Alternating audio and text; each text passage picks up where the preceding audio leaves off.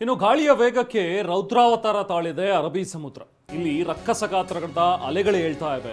ಗಾಳಿಯ ರಭಸಕ್ಕೆ ಅಲೆಗಳ ಪ್ರಮಾಣ ಜಾಸ್ತಿ ಆಗ್ತಾ ಇದೆ ಅರಬ್ಬಿ ಸಮುದ್ರದಲ್ಲಿ ಗಂಟೆಗೆ 40ರಿಂದ 50 ಕಿಲೋಮೀಟರ್ ವೇಗದಲ್ಲಿ ಗಾಳಿ ಬೀಸ್ತಾ ಇದೆ.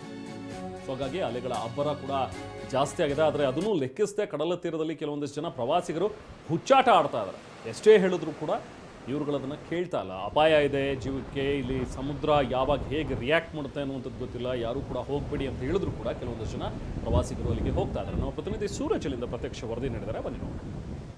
ರಾಜ್ಯದೆಲ್ಲೆಡೆ ಮಳೆಯ ಅಬ್ಬರ ಕ್ಷಣಕ್ಕೂ ಹೆಚ್ಚಾಗುತ್ತಿರುವ ಬೆನ್ನಲ್ಲೇ ಈ ಕಡೆ ಅರಬ್ಬಿ ಸಮುದ್ರವು ಸಹಿತ ಗಾಳಿಯ ಪ್ರಮಾಣ ಕ್ಷಣಕ್ಕೂ ಸಹಿತ ಹೆಚ್ಚಿಗೆ ಆಗ್ತಾ ಇದೆ. ನೀವು ದೃಶ್ಯದಲ್ಲಿ ನೋಡಬಹುದು, ಗಾಳಿಯ ಪ್ರಮಾಣ ಹೆಚ್ಚಿಗೆ ಆದ ಹಿನ್ನೆಲೆಯಲ್ಲಿ ಅಲೆಗಳ ಅಬ್ಬರವು ಸಹಿತ ಹೆಚ್ಚಿಗೆ ಆಗ್ತಾ ಇದೆ. ಆ ಹಿನ್ನೆಲೆಯಲ್ಲಿ ಸಹಜವಾಗಿಯೇ ಜೂನ್ 1ರಿಂದ ಎಲ್ಲ ಕಡಲ ತೀರದಲ್ಲಿಯೂ ಸಹಿತ ಪ್ರವಾಸಿಗರಿಗೆ ಮತ್ತು ಜನರಿಗೆ ನಿರ್ಬಂಧವನ್ನು ಹೇರಲಾಗಿತ್ತು. ಆದರೂ ಸಹಿತ ಈಗಲೂ ಸಹಿತ ಕೆಲವರು ಸೆಲ್ಫಿ ಮತ್ತು ಫೋಟೋ ಮೋಜಿನಲ್ಲಿ ಚಿಕ್ಕ ಮಕ್ಕಳನ್ನು ಕರೆದುಕೊಂಡು ಅರಬ್ಬಿ ಸಮುದ್ರದ ಕಡಲ ತೀರದಲ್ಲಿ ಇಳಿತಾ ಇದ್ದಾರೆ. ಯಾಕೆಂದರೆ ಇನ್ನು ದೃಶ್ಯದಲ್ಲಿ ನೋಡಬಹುದು, ಅಲೆಗಳ ಅಬ್ಬರ ಕ್ಷಣಕ್ಕೂ ಬದಲಾಗ್ತಾ ಇದೆ. ಯಾಕೆಂದರೆ ಈಗಾಗಲೇ ಹವಾಮಾನ ಇಲಾಖೆಯ ವರದಿಯ ಪ್ರಕಾರ ಅರಬ್ಬಿ ಸಮುದ್ರದಲ್ಲಿ ಇಂದು ಮತ್ತು ನಾಳೆ ಪ್ರತಿ ಗಂಟೆಗೆ 50ರಿಂದ 60 ಕಿಲೋಮೀಟರ್ ವೇಗದಲ್ಲಿ ಗಾಳಿ ಬೀಸುತ್ತೆ ಅಂತಲೂ ಸಹಿತ ಹೇಳಿದರು. ನಿನ್ನೆ 40ರಿಂದ 50 ಕಿಲೋಮೀಟರ್ ವೇಗದಲ್ಲಿ ಗಾಳಿ ಬೀಸ್ತಾ ಇತ್ತು.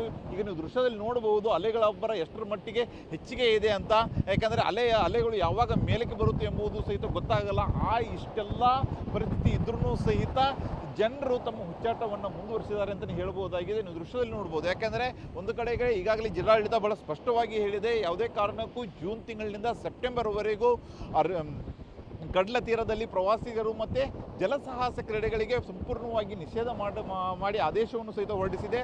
ಆದರೆ ಇಲ್ಲಿ ಕೆಲವು ಪ್ರವಾಸಿಗರೇನು ಬರ್ತಾರೆ, ಪ್ರವಾಸಿಗರು ತಮ್ಮ ಹುಚ್ಚಾಟವನ್ನು ಮುಂದುವರಿಸಿದ್ದಾರೆ ಅಂತಲೇ ಹೇಳ್ಬೋದಾಗಿದೆ. ಇವರಿಗೆ ಮಾಹಿತಿ ಹೇಳಲು ಲೈಫ್ ಗಾರ್ಡ್ಗಳು ಸಹಿತ ಈ ಕಡಲ ತೀರದಲ್ಲಿ ಇಲ್ಲ. ಯಾಕಂದರೆ ನೀವೇನು ದೃಶ್ಯದಲ್ಲಿ ನೋಡ್ತಾ ಇದ್ದೀರಾ, ಇದು ಕಾರವಾರದ ರವೀಂದ್ರನಾಥ್ ಠಾಗೋರ್ ಕಡಲ ತೀರ.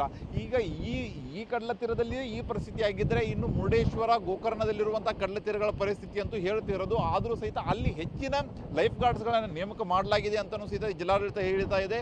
ಅಷ್ಟೇ ಅಲ್ಲದೆ ಕೆಲವು CC ಕ್ಯಾಮರಾಗಳನ್ನು ಸಹಿತ ಅಳವಡಿಕೆ ಮಾಡಿದೆ. ಯಾಕೆಂದರೆ ಈ ರೀತಿಯಾದ ಹುಚ್ಚಾಟ ಮೆರೆಯುವವರಿಗೂ ಸಹಿತ ಗೋಕರ್ಣ ಮತ್ತು ಮುರುಡೇಶ್ವರದಲ್ಲಿ ಪೊಲೀಸರೇ ನೇರವಾಗಿ CC ಕ್ಯಾಮ್ರಾಗಳ ಮೂಲಕ ಅಲ್ಲಿರುವಂಥ ಮೈಕ್ ಸಿಸ್ಟಮ್ನಲ್ಲಿ ಡೈರೆಕ್ಟಾಗಿ ಅಲರ್ಟನ್ನು ಮಾಡ್ತಾ ಇದ್ದಾರೆ. ಇಷ್ಟೆಲ್ಲ ಮಾಡ್ತಾ ಇದ್ರು ಸಹಿತ ಜನರು ಮಾತ್ರ ಎಚ್ಚೆತ್ತುಕೊಳ್ಳದೆ ತಮ್ಮ ಹುಚ್ಚಾಟವನ್ನು ಮುಂದುವರಿಸಿದ್ದಾರೆ. ಇನ್ನು ದೃಶ್ಯದಲ್ಲಿ ನೋಡ್ಬೋದು, ಚಿಕ್ಕ ಮಕ್ಕಳನ್ನು ಕರೆದುಕೊಂಡು ಅರಬ್ಬಿ ಸಮುದ್ರದ ಕಡಲ ತೀರದಲ್ಲಿದ್ದಾರೆ. ಒಂದು ಕಡೆಗೆ ಅಲೆಗಳ ಅಬ್ಬರ ನೋಡಿದರೆ ಭಯ ಆಗುತ್ತೆ, ಆದರೆ ಭಯ ಭೀತಿ ಏನೂ ಇಲ್ಲದೆ ಈ ರೀತಿಯಾದಂಥ ಹುಚ್ಚಾಟವನ್ನು ಮುಂದುವರಿಸಿದ್ದಾರೆ ಅಂತಲೇ ಹೇಳಬಹುದಾಗಿದೆ.